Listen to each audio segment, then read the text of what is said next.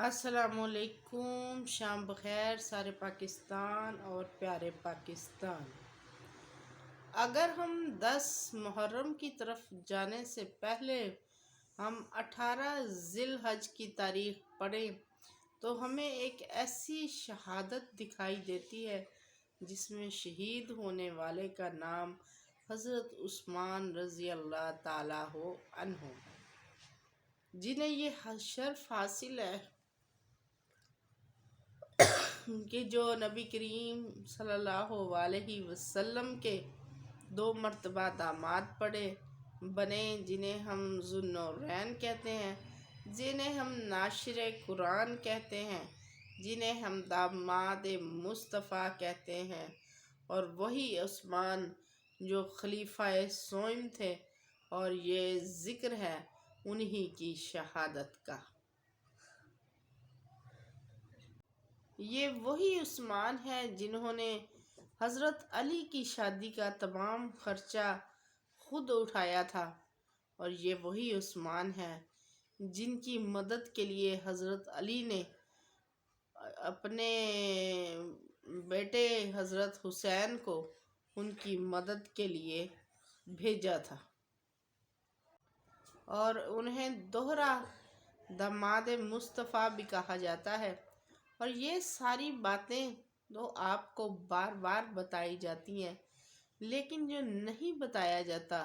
وہ ہے حضرت عثمان غنی کی شہادت کا قصہ، وہ ہے ان کی مظلومیت کا قصہ، وہ ہے ان کے اوپر ڈھائے جانے والے ظلم کا قصہ، جن کو جو ہے نا گلی گلی اس طرح بیان نہیں کیا جاتا جیسے دوسری شہادتوں کا ذکر آتا ہے، ایسے حضرت عثمان کی شہادت کو بیان نہیں کرتے۔ حضرت عثمان کی شادیاں بیان کی جاتی ہیں، شادیوں سے قبل ان کے شرم و حیا کے قصے بھی بیان کیے جاتے ہیں، لیکن بدقسمتی یہ ہے کہ ان کی جو مظلومیت اور ان کی جو دردناک شہادت ہے، اس کو جو ہے نا اس پر خاموشی اختیار کی جاتی ہے۔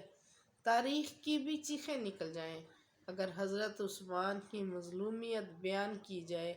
جن کا 40 دن تک پانی بند رکھا گیا، حضرت عثمان کا 40 دن تک پانی بند رکھا گیا، اور حضرت عثمان پانی کو ترس رہا ہے، جو کبھی امت کے لیے پانی کا کنواں خرید کر جو ہے نا امت کے نام کر دیا کرتا تھا، اور وہی امت ان کے اوپر پانی بند کیے ہوئے۔ اور حضرت عثمان آواز لگاتے ہیں کہ ہے کوئی ایسا شخص جو مجھے پانی پلائے، اور جب حضرت علی کو پتہ چلتا ہے تو وہ مشکیزہ لے کر ان کو پانی پلانے کے لیے آتے ہیں، اور عثمان کا ساقی بن کر پانی پلانے آ رہے ہیں۔ اور آج کربلا میں علی اصغر کے اوپر برستے ہوئے تیروں کا ذکر ہوتا ہے، لیکن حضرت علی کا مشکیزہ جس میں پانی تھا حضرت عثمان کے لیے، اس کے اوپر برستے ہوئے نیزوں کا اور تیروں کا کہیں ذکر نہیں ملتا۔ اور ظالموں نے حضرت علی کو حضرت عثمان کے پاس نہیں پہنچنے دیا۔ حضرت علی جو ہے نا اپنا عمامہ اچھالتے ہیں کہ کسی طرح حضرت عثمان کی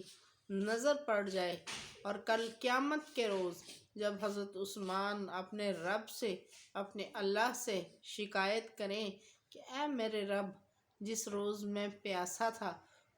جس روز میں تیری مخلوق کو پکار رہا تھا، تو اس روز تیری مخلوق میں سے کوئی بھی ایک شخص ایسا نہ تھا جو آگے بڑھتا اور مجھے پانی پلاتا۔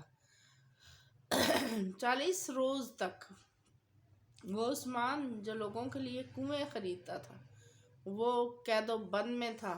اور اس کو کسی سے ملاقات کی اجازت نہ تھی۔ اور وہ عثمان جو پورا کا پورا اونٹ کاٹ کر نبی کریم صلی اللہ علیہ وسلم کی خدمت میں پیش کر دیا جاتا تھا، وہ اس کو بھوکا اور پیاسا رکھا جا رہا تھا۔ اس عثمان کی داڑھی نوچی جا رہی تھی، اور ہر ظلم جو تھا وہ اس کے اوپر ڈھایا جا رہا تھا۔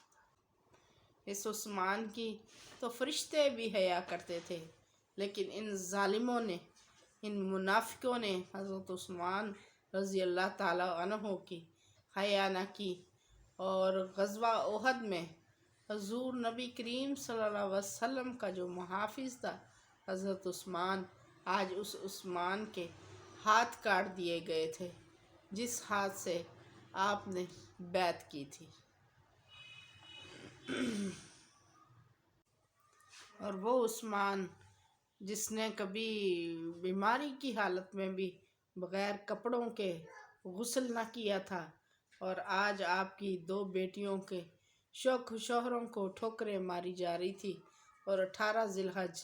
35 ہجری ہے، جمعہ کا دن ہے، اور حضرت عثمان روزہ کی حالت میں ہیں اور باغی دیوار پھیلا کے آئے ہیں، اور حضرت عثمان کی داڑھی کو کھینچتے ہیں اور برا بلا کہتے ہیں۔ پھر ایک باغی پیٹھ پر برچھی مارتا ہے اور ایک باغی حضرت عثمان کا ہاتھ کاٹتا ہے،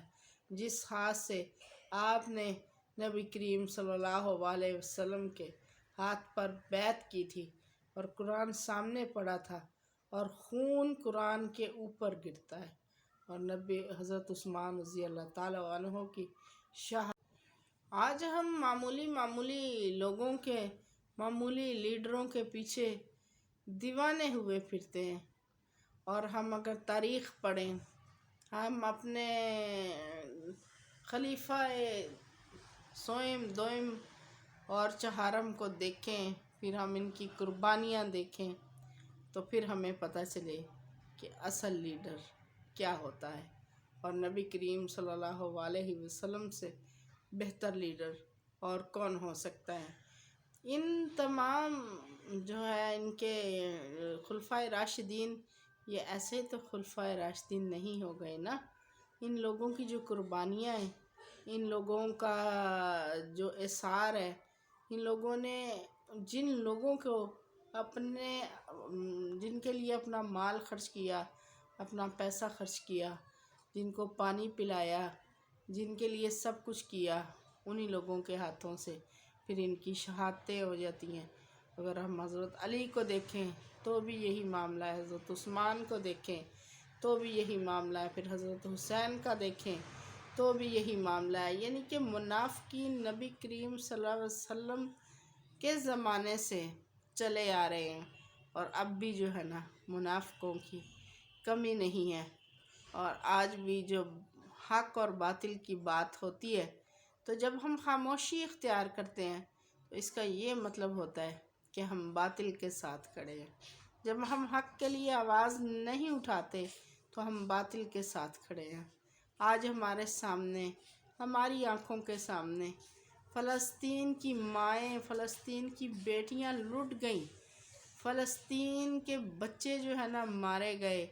فلسطین والوں کی غذا روک دی گئی، فلسطین والوں کی ادویات روک دی گئیں، یہاں تک کہ وہاں کی خواتین کی بے حرمتی مسجدوں میں کی جاتی رہی، اور ایک خاتون کی نہ صرف انہوں نے مسجد میں بے حرمتی کی بلکہ مائک سے لوگوں کو وہ ساتھ ساتھ بتاتے رہے، اس کی آوازیں سنواتے رہے کہ ہم تمہاری مسلمان عورتوں کا کیا حشر کر رہے ہیں، اور ہم جناب اپنے ملکوں میں بڑی بڑی فوجیں رکھ کے، بڑے بڑے جو ہے نا میزائل رکھ کے، اور ایٹمی طاقت ہونے کا بھرم رکھ کے ہم بیٹھے رہے، کل کو ہم نے کیا جواب دینا ہے؟ نہ صرف ان لوگوں نے بلکہ یہ جواب ہم سے بھی مانگا جائے گا کہ جب یہ سب کچھ ہو رہا تھا تو تم نے اپنے حکمرانوں کے گریبان کیوں نہیں پکڑے تھے؟ تم نے کیوں نہیں بولا تھا کہ جاؤ جا کر جو ہے نا ہماری مسلمان بیٹیوں کی، ہماری مسلمان ماؤں کی، ہمارے مسلمان بچوں کی جانیں بچاؤ، عزتیں بچاؤ، ایمان بچاؤ، دین بچاؤ؟ لیکن ہم سب جو ہے نا اس وقت اگر سچی بات کریں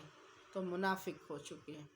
اسی وجہ سے ہم ظلم پہ خاموش رہتے ہیں، ہم خاموش تماشائی کا کردار ادا کرتے ہیں۔ اللہ ہمیں ہدایت نصیب فرمائے، اور اللہ ہمیں قیامت کے روز منافقوں میں نہ کھڑا کرے۔ آپ سب کا بہت بہت شکریہ۔ Thank you.